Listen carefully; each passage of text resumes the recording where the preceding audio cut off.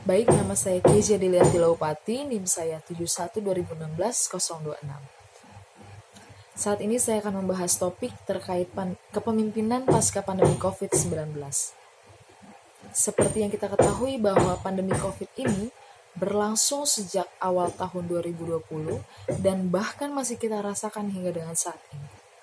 Dalam rentan waktu yang begitu panjang dan cukup panjang, dampak yang ditimbulkan dari pandemi COVID-19 ini mencakup berbagai aspek dalam kehidupan masyarakat dan tidak hanya dirasakan oleh individu atau perorangan, tetapi mencakup berbagai macam kalangan, organisasi, atau bahkan perusahaan. Hal ini kemudian menjadi sebuah refleksi dan dorongan bagi para pemimpin yang kemudian para pegawai atau bawahan mereka mendapatkan dampak dari pandemi COVID ini sendiri. Karena kerugian yang dirasakan atau dihasilkan dari pandemi ini tidak hanya secara materi tetapi juga non-materi. Banyak akhirnya para pekerja atau para bawahan mengalami penurunan kinerja, penurunan semangat dalam bekerja juga. Dan hal ini tidak boleh diremehkan dan disepelekan. Saya mencoba untuk memberikan sebuah metode atau menyarankan sebuah metode dalam kasus kepemimpinan pasca pandemi COVID-19 ini menjadi sebuah kepemimpinan transformatif.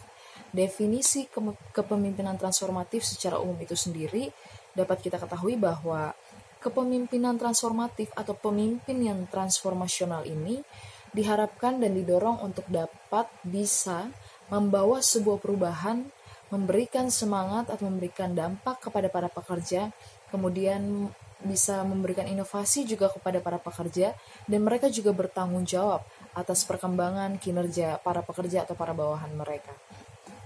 Nah, dalam kasus kepemimpinan pasca pandemi COVID-19 ini, dalam berbagai macam kerugian, dampak yang ditimbulkan, dan juga berbagai macam persoalan yang kemudian ditimbulkan pasca pandemi COVID-19 ini kemudian menjadi sebuah tantangan baru bagi para pemimpin agar para pekerjanya bisa tetap bersemangat, bisa meningkatkan kinerja mereka walaupun kerugian yang dirasakan dari pandemi ini pun cukup begitu besar ya.